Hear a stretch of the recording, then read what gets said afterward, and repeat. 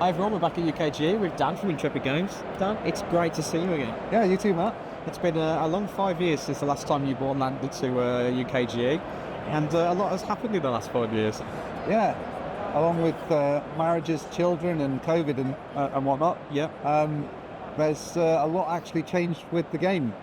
That's awesome. So, for those people who didn't watch our original video, just give a brief overview of what the theme, the plot of the game is, first of all. Okay, so LANDER is a resource management and tableau building strategy game where your purpose is to go through and complete missions, and the player with the most mission stars at the end of the game is the winner. Simple as that. So on the player's turn, there's lots of different things that they can do. So will you talk us through some of the actions that are available? Yeah, so if we start with looking at the board is where you'll start to get the most resources. So each player starts with a few claimed sectors and just 2 crew members. And through the process of the game, you can use those resources to further upgrade the tiles. You can see that each of the sectors has a unique configuration of numbers, so that some tiles will upgrade better than others. And you can have the first upgrade pays this value. The second upgrade you do pays this value. So you can see some sectors might provide you with 6 resources, whereas other sectors may only provide you with 3 resources. So there's a lot of strategy in how you actually claim the board to maximize your resource generation. Yeah. On from there, we can then have a look at the crew. The crew are divided into operations, engineering, and science staff. And you're able to equip them with a number of different training cards, items and traits, and this will enable them to be developed so that they can complete the missions, matching the relevant criteria.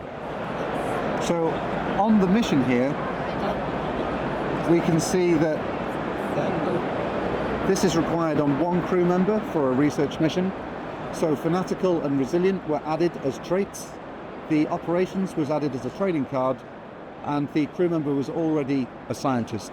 So once the criteria are satisfied, you then pay the relevant resources, and what's quite exciting about the game is that you get a choice of bonus for completing the mission. And this then opens up a whole load of really juicy kind of strategy elements that you can then start to chain link these missions to then get either a crew member or a training card, which might help you to complete the next one. Yeah.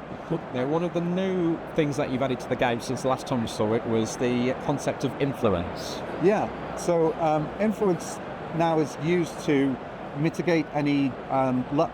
So what we wanted to do is make a game so that for all of the random things that can happen in the game, that as a strong strategy game, you can ensure that what you do is planned for.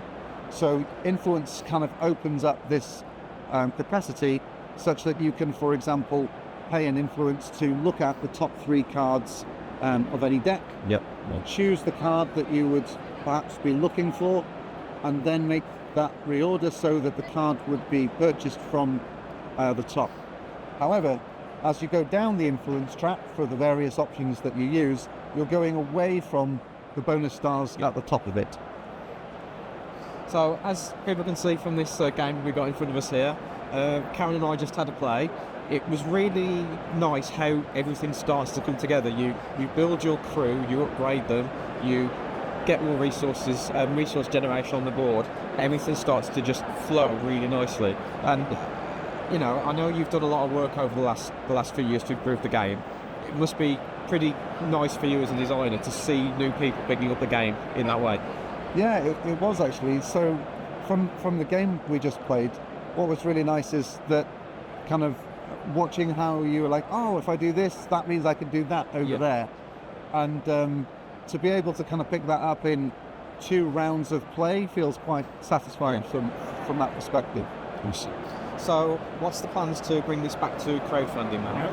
So we are looking for your support to help us bring this game into the world. So after 10 years of development, we really need kind of everyone to help actually bring it out there. And we're launching on Kickstarter on the 10th of September. And before then, if you're interested, you can visit our website, www.landerthegame.com, where you can download the rulebook and the tabletop simulator file. So if you like what you see, you can actually play it right now today. Yes, we'd really recommend people play it on TTS. I think once you've, as I say, played a couple of rounds, you really do start to get a feel for the game. So yeah, strongly recommend people do that. I'll put links to everything in the video description below. Dan, thank you very much.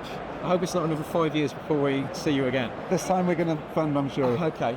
With your help. Yes. So thanks everyone for watching, and we'll see you in our next video. Thank you very much.